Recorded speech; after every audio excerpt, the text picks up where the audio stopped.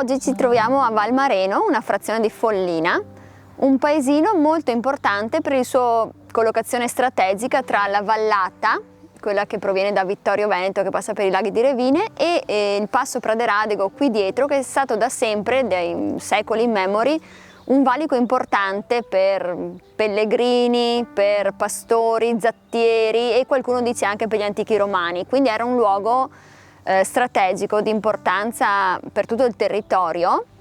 E qui vediamo un po' il percorso che vi suggeriamo oggi, che parte da qui, proprio da Valmareno, raggiunge Castelbrando e percorre il Troi della Fontana, il sentiero 1028A, fino ad arrivare alla Fontana dell'Arner. Il ritorno può essere poi attraverso la strada o altri percorsi nell'altro versante della montagna, per tornare poi sempre qui a Valmareno.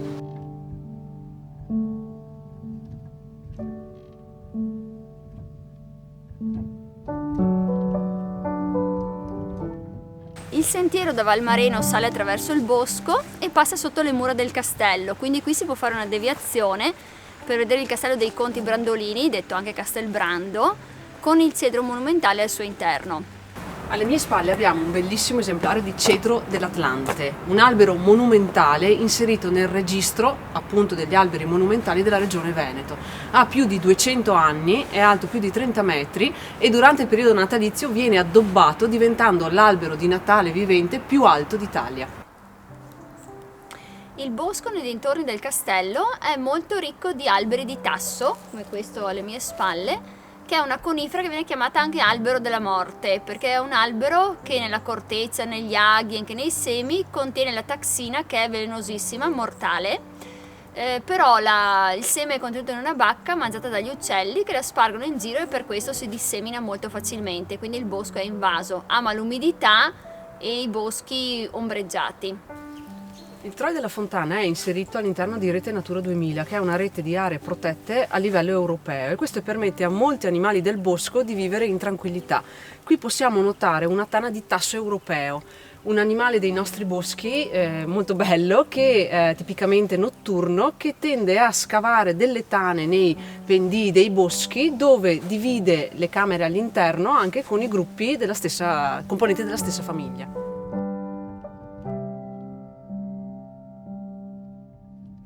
Siamo arrivati alla Fontana d'Arner, che è la meta finale del Troi della Fontana, questo sentiero che parte da Valmareno, sale verso Castelbrando e giunge fino a qui attraverso dei boschi bellissimi. La Fontana d'Arner capta dell'acqua che sgorga naturalmente dalla roccia ed era famosa nel tempo perché era una delle sorgenti a cui attingevano la servitù del castello per recuperare appunto l'acqua. Arner è un termine dialettale per denominare lontano, un albero che si trovava sopra questa fontana, ahimè si è schiantato qualche anno fa, ed è un albero amante delle acque superficiali. L'acqua di queste sorgenti è un'acqua molto pulita che permette la vita anche di numerosi animali, tra cui degli anfibi come le salamandra pezzata, e qui si può vedere anche una larva. E questo stillicidio di acqua è un ambiente perfetto per la crescita di questa pianta, una felice, che è la Capelvenere. Il torrente Corin nasce in questa valle, è lungo solo 4,5 km e sfocia poi nel Soligo a Follina. È un torrente relativamente corto, ma un tempo comunque le sue acque venivano sfruttate in alcuni opifici. In particolare in 2 mulini, uno dei quali ce l'abbiamo qui alle mie spalle, e una latteria.